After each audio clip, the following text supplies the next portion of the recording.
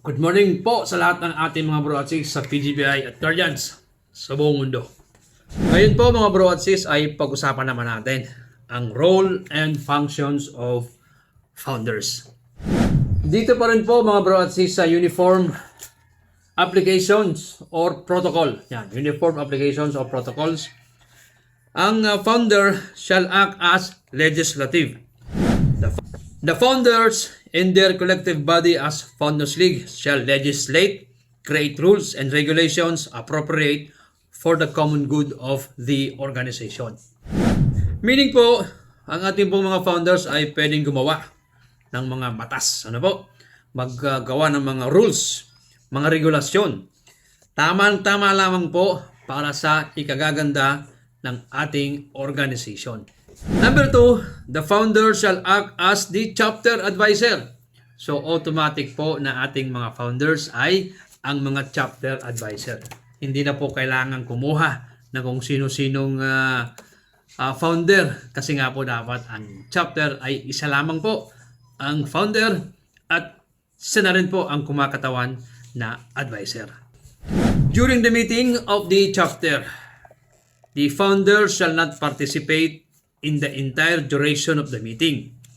If the founder wishes to participate, he may do so at any time. However, he loses authority as founder in giving an advice or approving or disapproving matters arising the minutes of the meeting. All matters as approved by the officers and members of the chapter shall be carried without need of founder's advice or approval. So maliwanag po dito sa ating protocol mga bro at sis na ang founder po ay hindi kinakailangan na mag-attend during the entire duration of the meeting. Pwede nga na kahit wala siya ay pwede naman po yun as long as nasa quorum po tayo. Nandyan ang ating Magic 7, especially ang ating president ay tuloy po ang ating meeting. Pwede naman daw mag-attend ng meeting ang founder. Ano po, anytime daw. Yun nga lang, ay namawalan daw siya ng authority as founder para magbigay ng advice o mag-approve o mag-disapprove ng mga issues or concerns arising from the minutes of the meeting. Kung may mga problema sa meetings, ano po, hindi siya basta-basta pwedeng magbigay ng comment or ng advice, ano po, o mag-disapprove. Hindi siya pwedeng mag-approve o disapprove. Kasi nga po, ay magiging bias siya. Ano po, mas mabuti na pag may mga pinag-uusapan na ganon, ano po, during the meeting, ay wala po siya.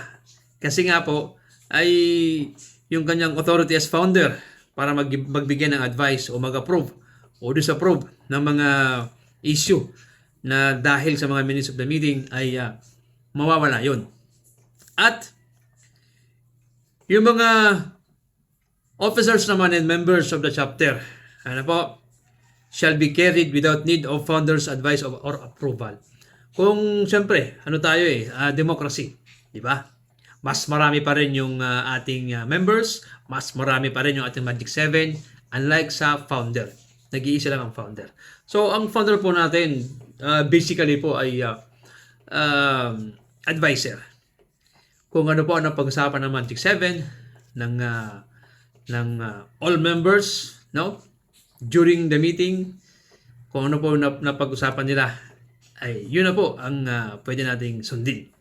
Regardless na po yung ating founder. Pero yung founder po natin ay pwede pa naman sa siyempre magbigay ng advice, kung suggestion, kung ano po ang mas maganda. But nonetheless, during the meeting ay hindi po kailangan na nandoon lahat ng oras ang ating founder. Kaya naman po sa ating Magic 7, lalo na ang ating presidente, ano po, tatagan po natin ang ating kalooban pagdating sa mga decision making. Kasi sa mga decision nyo po, nakasalalay ang ikagaganda ng ating chapter. Katulong o katuwang ang inyong Magic 7 at members, which is lahat ng pinag-uusapan naman ay binabase sa ating demokrasya. Ano po? Meron tayong botohan, meron tayong election. Collective body po ang ating pinag-usapan dito. Hindi lang po kagustuhan ng founder. Although ang founder po ay ating advisor as a symbolic head, pero Siyempre, kung ano po ang kagustuhan ng nakararami, ay yun po ang ating sinusunod sa ating kapatiran PGBI. So dito po, mga bro at sis, ay ang founder daw ay pwede mag-recommend ng pagtanggal ng chairman. Ano po, pwede niyang recommend? Chairman or president, officers, supremo. Siyempre, for culpable violation. Kung meron pong direct violation ng ating CBL o saligang batas, o ano pa man ang rules and regulation, yung ating code of conduct, automatic po ay pwedeng mag-recommend ang ating founder. Recommend lang po recommend.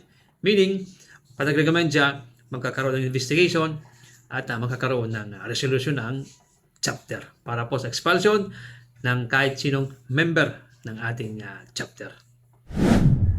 Letter C.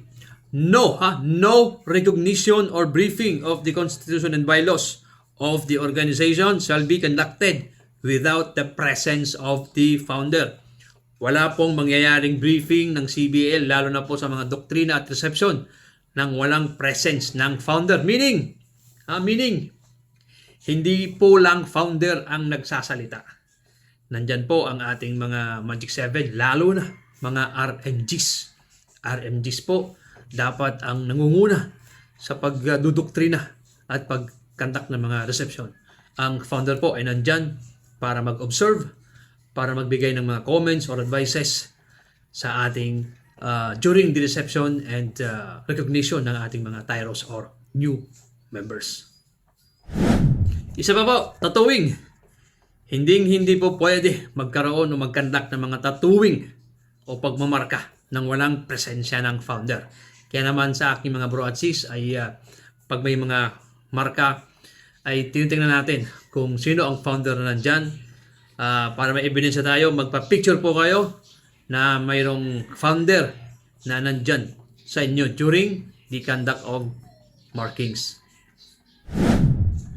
So sabi rin din po dito, ang founder po natin ay isa sa mga signatories sa lahat ng chapter resolution, memorandum, and communication. So lahat po yan. Kung ano po ang merong papipirmahan sa ating Secretary of Treasury, dapat po ay noted po yan ng ating chapter founder. So ganun din po sa MEC, CEC, at sa Provincial Funders Group. Lalo na kung may mga sensitibo na mga issues or memorandums, ay kailangan po ang pirma ng inyong advisor. So ito pa po ang pinakamahalaga. The founder at all times shall observe the activities. Observe po ang mga founders natin sa mga activities ng chapter. Ako po, pag nakikita ko ng mga chapters natin na patulog-tulog na, ay kinakatok po natin yan. Hindi po yan binoboldjak, kinakatok lamang po yan. Wala pong authority ang ating founder na mag-command ng members. Founder ka, direkta mong papagalitan o uutusan yung member mo. Hindi po ganon. Sa protocol, meron po tayong presidente. Ano po? He may call the attention of the chapter president and give advice on what to do on the matter. Ano po? Lahat po yan ay course through. Course through po yan. Bago po lumapag doon sa member concerned, ay dadaan po muna tayo sa presidente. Yan po ang proper protocol o course through. Panghuli po mga bro at sis. Drinking of guardian's wine shall be administered by the founder. So dapat po ang magpapainom ng guardian's wine ay founder. So sana po mga bro at sis ay meron kayong natutunan o nakuhang karagdagang informasyon tungkol sa roles ng ating mga founders, kung gaano ka-importante ang mga founders sa ating mga chapters. Kung kayo po ay may mga katanungan, suggestion, o comment sa ating segment sa ngayon, maaari po kayo mag-comment yan para naman po sa susunod ay mas mapaganda natin ang ating segment o content. Sa muli po mga bro at sis, ito po ang inyong founder, GGF Tingkala ng PGBI Alab Group of Chapters. Maraming salamat po. Sana po ay may natutunan kayo. Mabuhay ang lahat ng guardians.